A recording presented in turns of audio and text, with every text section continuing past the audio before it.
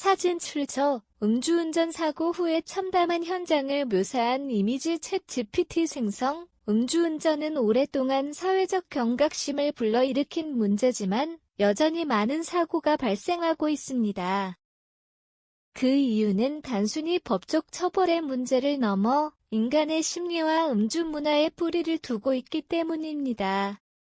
우리는 음주를 사회적 상호작용의 한 부분으로 받아들이는 문화 속에 살고 있습니다. 특히 회식 문화가 강한 한국에서는 음주 후 운전을 대수롭지 않게 여기는 경우가 많습니다. 조금만 마셨으니 괜찮아 라는 자기 합리화도 흔합니다. 하지만 음주운전은 아주 적은 양의 알코올 섭취만으로도 판단력과 반사신경을 저하시켜 큰 사고로 이어질 수 있습니다. 법적 규제는 점점 강화되고 있습니다. 음주운전 적발시 처벌 기준을 높이고 재범자의 면허를 영구 취소하는 등 다양한 대책이 시행 중입니다. 그러나 단순한 법적 조치만으로는 문제를 해결하기 어렵습니다.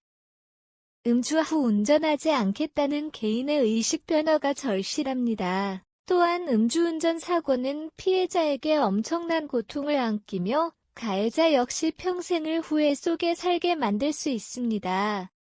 이러한 현실을 상기하며 우리는 질문을 던져야 합니다.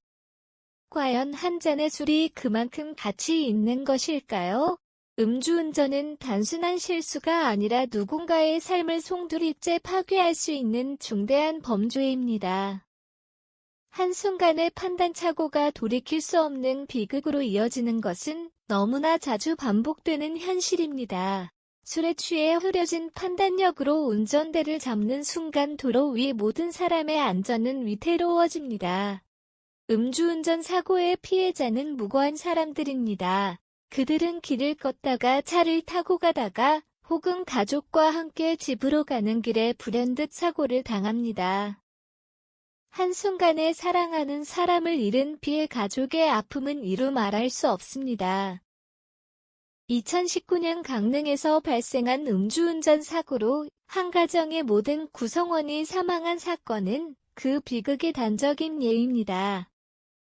남겨진 가족들은 평생을 고통 속에 살아가며 매일매일 그날의 상처와 맞서 싸워야 합니다. 그들의 상실감은 그 무엇으로도 채워지지 않습니다. 또한 음주운전은 가해자 본인에게도 치명적인 결과를 초래합니다. 평생 죄책감과 후회 속에 살아가며 법적 처벌로 인해 사회적으로도 큰 불이익을 겪습니다. 그러나 무엇보다 끔찍한 것은 그로 인해 잃어버린 생명과 깨진 가족들의 삶입니다. 한순간의 선택이 수많은 사람의 인생을 망가뜨릴 수 있다는 사실을 우리는 결코 잊어서는 안 됩니다.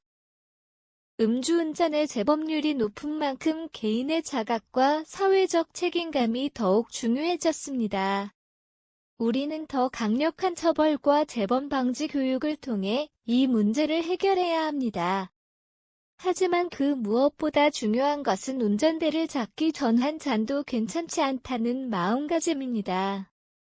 음주 후에는 대리운전이나 대중교통을 이용하는 등 스스로를 지키는 습관을 만들어야 합니다. 음주운전에 대한 우리의 태도를 바꾸는 것이 급선무입니다. 친구나 동료와 음주 후 안전하게 귀가할 방법을 미리 계획하는 것이 작은 첫걸음이 될 수 있습니다.